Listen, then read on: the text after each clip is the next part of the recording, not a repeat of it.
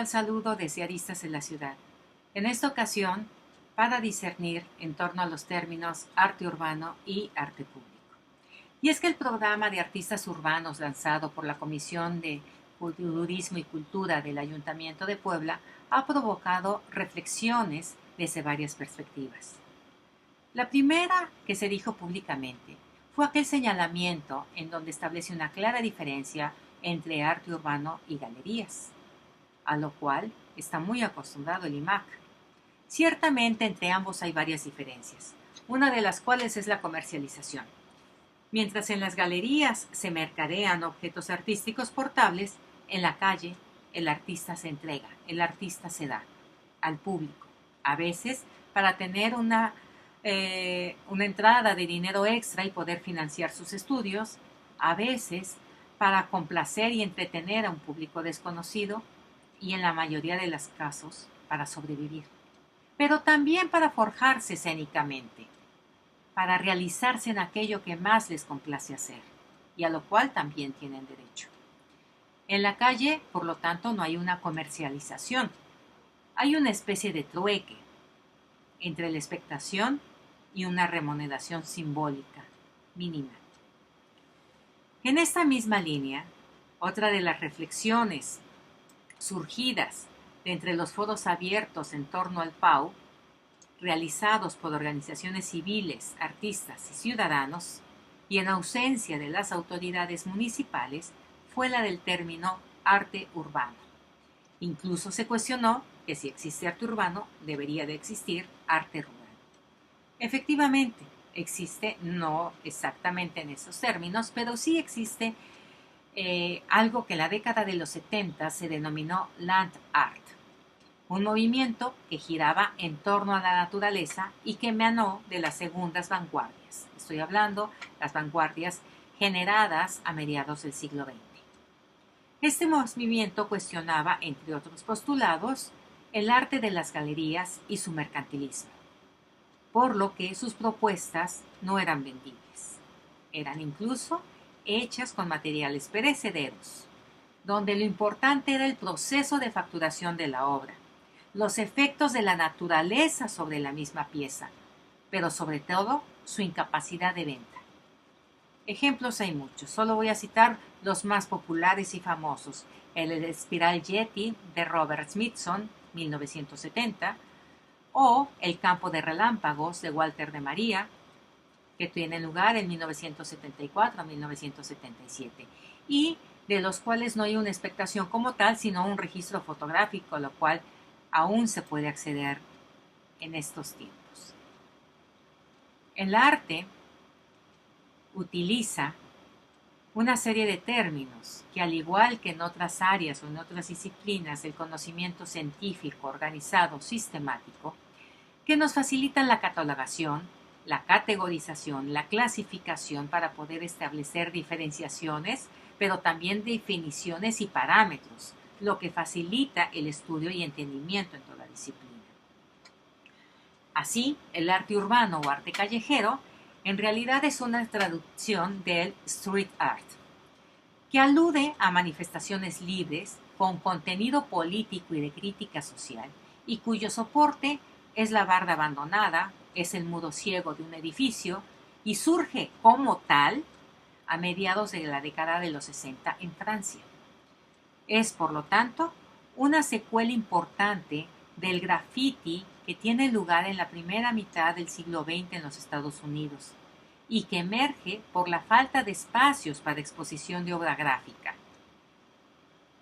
Estas manifestaciones en Estados Unidos se van a ver fortalecidas por un contexto de reconstrucción nacional en la década de los 30.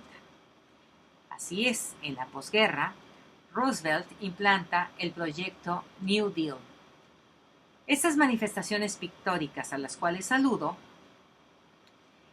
cobran un sentido nacionalista, en donde los elementos primordiales son el paisaje rural, la naturaleza, el paisaje urbano, sobre todo la industria.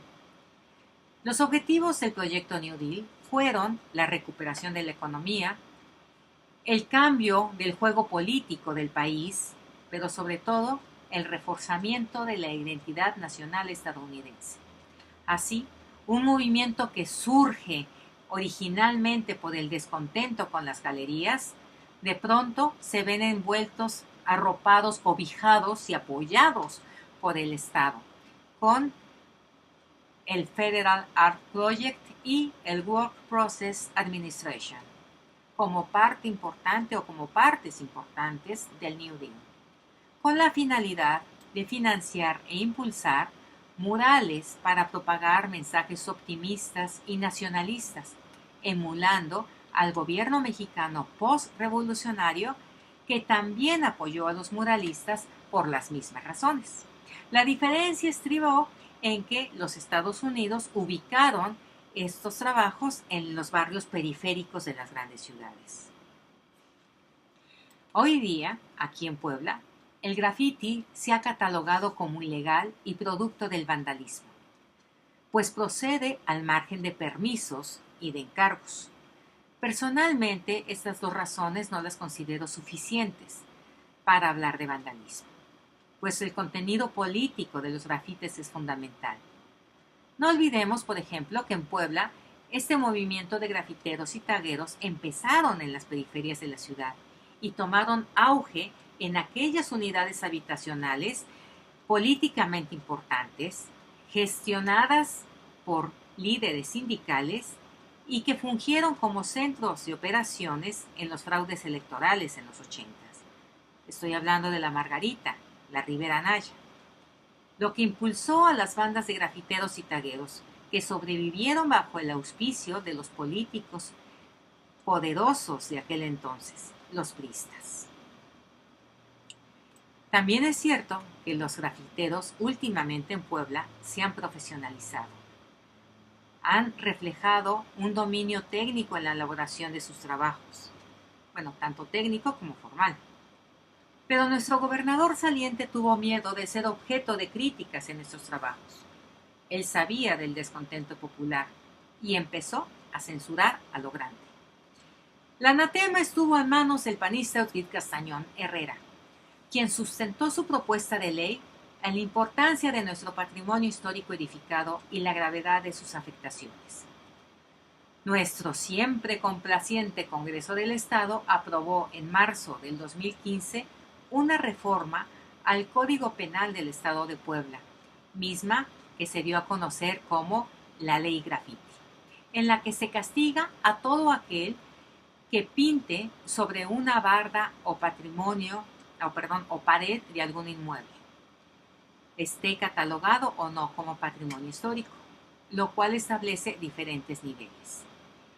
Si no es patrimonio histórico, no se considera delito grave y se permite un arreglo entre el agresor y el propietario.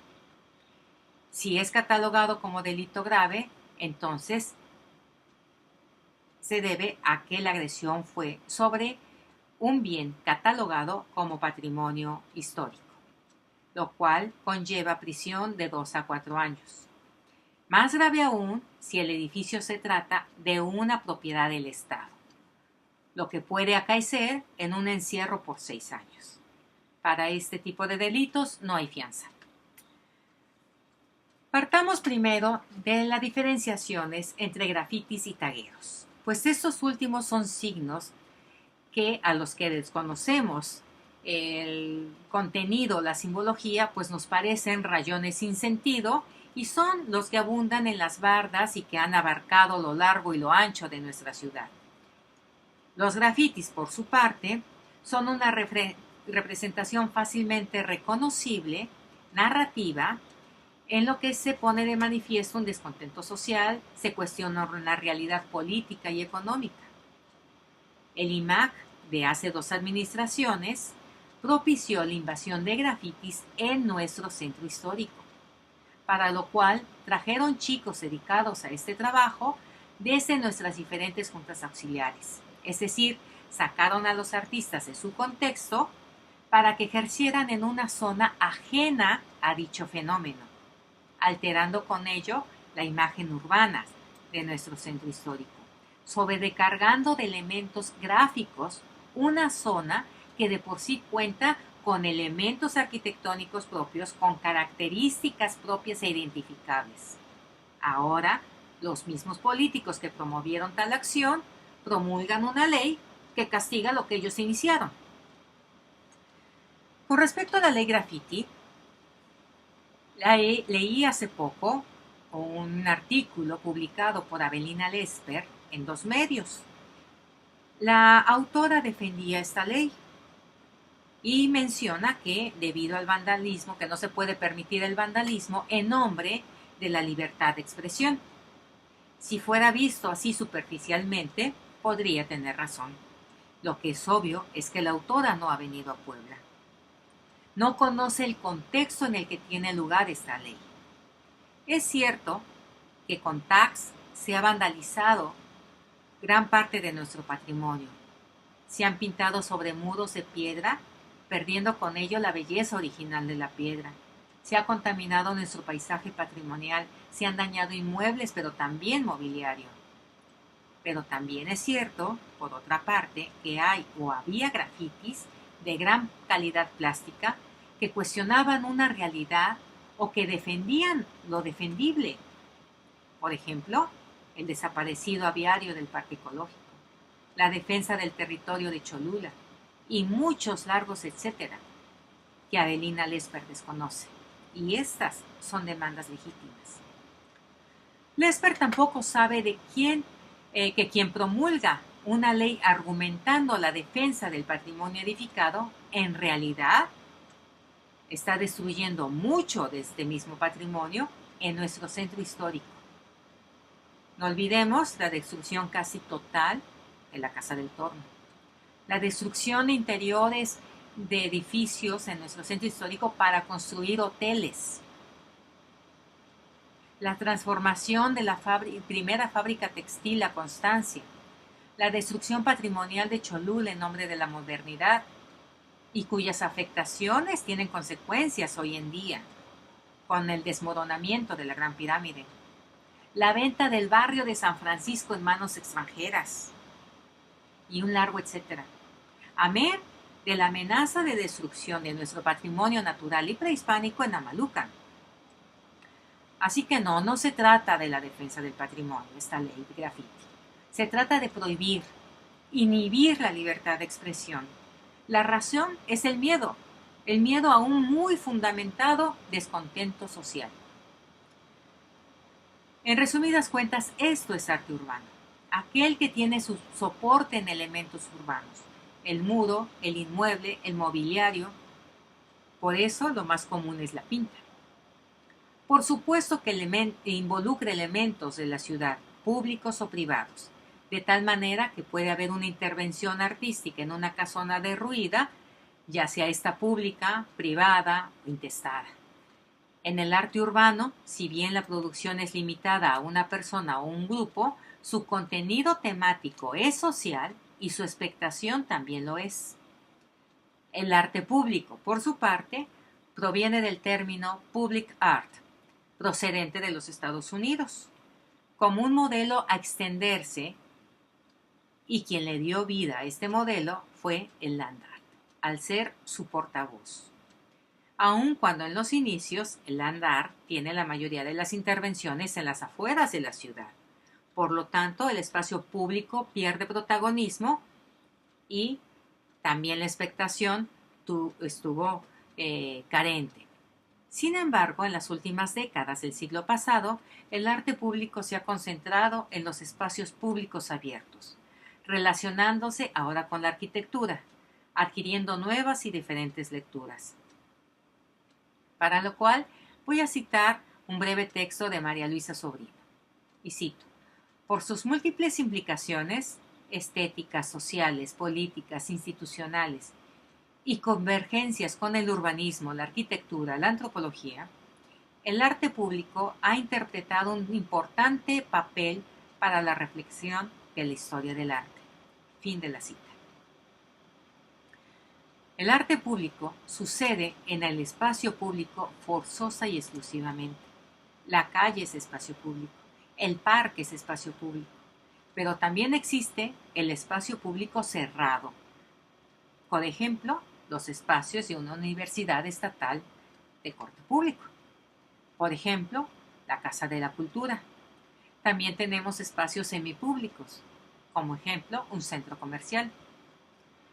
El arte, no olvidemos, es un reflejo de la sociedad que le es capaz de crear, por lo que el arte público y el arte urbano forman parte del patrimonio, del legado, y conforman un bagaje de posibilidades de descripción activa de la misma. Lo cierto es que creo que la mejor descripción de espacio público es que se trata del espacio común, del espacio de todos, propios, extraños, habitantes y visitantes. Por lo tanto, el arte público también nos pertenece a todos, y todos deberíamos ejercer nuestros derechos sobre este, ya que estamos atenidos a que el espacio público sea gestionado por las autoridades municipales o estatales y el arte público también, sin tener los poblanos ninguna injerencia para su moderación y ningún derecho para su ejecución, ni mucho menos para su calificación o descalificación, y hay mucho que lo merece. Muchas gracias.